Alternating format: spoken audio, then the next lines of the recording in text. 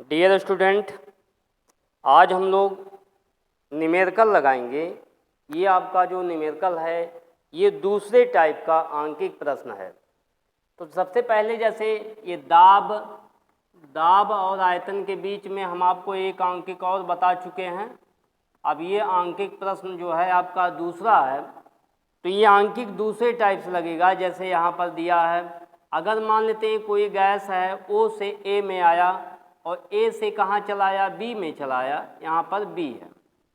तो ओ से ए और ए से बी। अब हम आपको ये बताएंगे सीधी रेखा। तो यहाँ पर आपको बताया गया था सीधी रेखा में जो किया गया कार्य होता है वो शून्य होता है, चाहे ऊपर से नीचे और चाहे नीचे से ऊपर। अगर कोई हम लाइन यहाँ से या कोई सिस्टम है, कोई गैस है, ये अवस्था ए से इस तरह से बी में आ रहा है जो स्ट्रेट लाइन में है, तो इसके द्वारा किया गया कार्य का मान शून्य होता है। कार्य का मान क्यों शून्य होता है? क्योंकि यहाँ पे आयतन कांस्टेंट है। बिंदु ए पर आयतन 20 और बी पर भी आयतन 20 है। तो 20 में से जब 20 घटाएंगे तो आपका मान क्या आएगा? 0 हो जाएगा। ठीक है। तो स्ट्रेट लाइन में जितने भी ग्राफ हैं, स्ट्रेट लाइन में जो वर्क होता है उसका मान होता है शून्य। अब यहाँ एक टेढ़ी रेखा है, तिरछी रेखा है ओ से ए।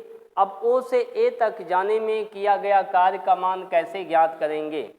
तो ओ से ए तक जाने में ये दाब है और दाब का मान जो यहाँ पर न्यूटन बटे मीटर स्क्वायर में दिया हुआ है, और ये आयतन आपका दिया हुआ है मीटर क्यूब में दिया हुआ है। ध्यान देंगे इसमें, अगर ये लीटर रहेगा तो लीटर को आप किस में बदलेंगे? तो लीटर को आप मीटर क्यूब में बदलेंगे।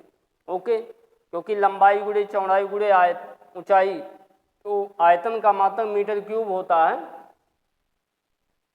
तो यहाँ जैसे दिया हुआ है टेढ़ी रेखा है, तो यहाँ पर आपको बताया गया था कि दाब और आयतन वाले में जो ग्राफ होता है वो घिरे क्षेत्रफल के बराबर होता है। तो जैसे ये घिरा क्षेत्रफल है, तो ये घिरे क्षेत्रफल के बराबर जो है वर्ग आपका होगा यहाँ से ओ से ए तक जो रेखा खींची जा रही है।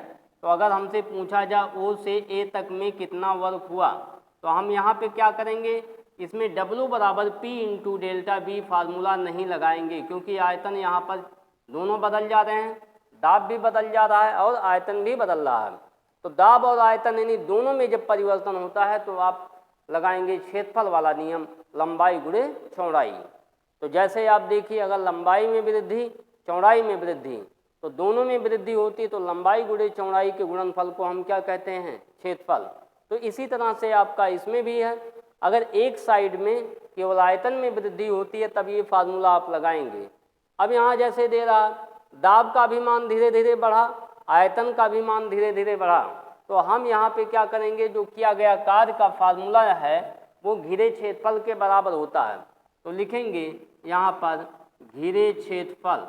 तो घिरा क्षेत्रफल कितना है?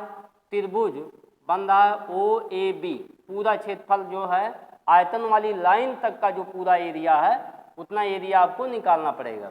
तो W इक्वल टू हो जाएगा, यहाँ पर त्रिभुज बन रहा है और त्रिभुज का क्षेत्रफल होता है 1/2 आधार, और आधार का मान हो जाएगा OB, और गुणे लंब आपका हो जाएगा AB। तो यहाँ W इक्वल टू हो जाएगा 1/2 और OB का मान हो जाएगा 20 और AB का मान हो जाएगा 40, और इसको आप सॉल्व कर लीजिए 10, और यहाँ से हो जाएगा W इक्वल टू हो जाएगा 400 जूल। इसका मात्रक आ जाएगा किसमें? जूल में। तो ये हो गया। अगर कोई मतलब किसने भी ग्राफ दिया हो और ग्राफ में जितने भी टेढ़ी रेखाएं दी गई हैं उनके द्वारा जो वर्क अगर हमको निकालना होगा तो यही फार्मूला हम लगाएंगे, क्षेत्रफल वाला ही फार्मूले से हम उसकी वैल्यू यानी वर्क का मान आसानी से ज्ञात कर लेंगे। ओके।